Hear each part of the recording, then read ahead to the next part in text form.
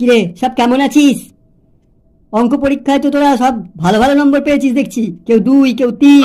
কি হলো এটা, পড়াশোনার এই ছিরি? দেখ, আজকে তোদের অঙ্কের কয়েকটা প্রশ্ন করব। আজকে যদি ঠিক মতো উত্তর দিতে না পারিস তাহলে বুঝবি যে মার কাকে বলে।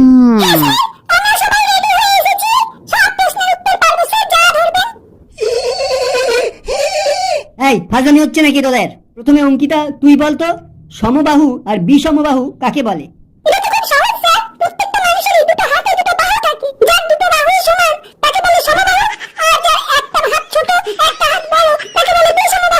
ওরে বাবা রে, এ কি উত্তর রে! যত ওরট পালট উত্তর, দাঁড়া বেঞ্চের ওপর দাঁড়া কান ধরে। গণেশ, তুই বল এবার।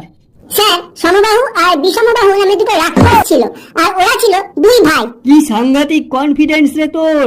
আমি রোজ স্কুলে আসার সময় ভাবি তোদের ক্লাসটা খুব শান্তভাবে করব, কিন্তু তোরা আমার মেজাজটা গরম করেই ছাড়িস।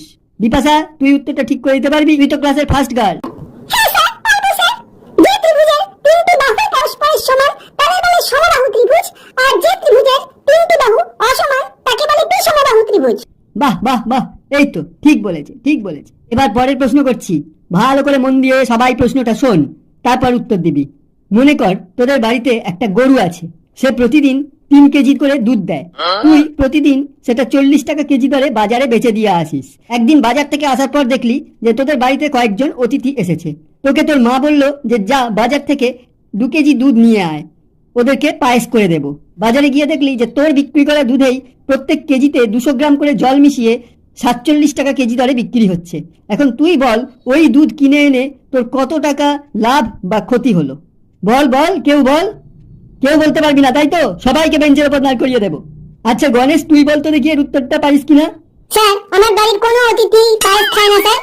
সে না খাক। মনে কর সেদিন যারা এসেছে তারা পায়েস খায়, তোর মা পায়েস বানিয়ে দেবে। তাহলে এবার উত্তরটা দে। তাহলে আমি পাশের বাড়ি যাবো স্যার দুধ আনতে। ধর পাশের বাড়িতে দুধ পেলি না, তাহলে গ্রামে অন্য বাড়িতে যাবো। তোদের গ্রামের কারোর কাছেই তখন আর দুধ নেই। তাহলে স্যার পাশের গ্রামে যাবো। পাশের গ্রামেও দুধ পেলি না, তখন কি করবি? স্যার, রাস্তায় বেরিয়ে কুকুর পেলে কুকুরের দুধ তুলে এনে সেই দুধে পায়েস করে খাওয়াবো স্যার, তবু বাজারে যাবো না।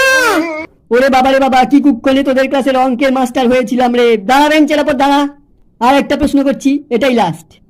স্যার, বেঞ্চে দাঁড়িয়ে দাঁড়িয়ে আমার পা টনটন করছে, মাথা ঝনঝন করছে, আমি বসতে চাই স্যার। আচ্ছা ঠিক আছে, বসতে পারবি, কিন্তু তার আগে আমার আর একটা প্রশ্নের উত্তর দে। বল যে জ্যামিতি বক্সে কি কি থাকে? স্যার, ছেলেদের জ্যামিতি বক্সে না মেয়েদের জ্যামিতি বক্সে? কেন, ছেলেদের জ্যামিতি বক্স আর মেয়েদের জ্যামিতি বক্স কি আলাদা আলাদা হয় নাকি? হ্যাঁ স্যার, ভেতরের জিনিস আলাদা হয়।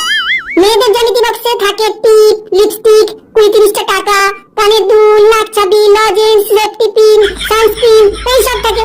আর ছেলেদের জ্যামিতি বক্সে স্যার থাকে চুইংগাম, গুটকা, তিরঙ্গার প্যাকেট, বিড়ি, দেশলাই, আর পরীক্ষার সময় থাকে মাইক্রো গ্লাসের টুপি।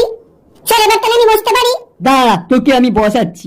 আজকের লাস্ট প্রশ্ন, জ্যামিতি বক্স আমাদের কি কাজে লাগে?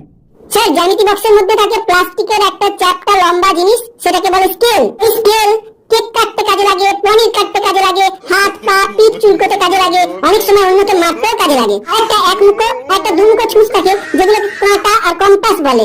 এগুলো নারকেল তেলের কোটো ফুটো করতে কাজে লাগে, শ্বাসের বোতল ফুটো করতে কাজে লাগে, দাঁতের ময়লা বার করতে কাজে লাগে।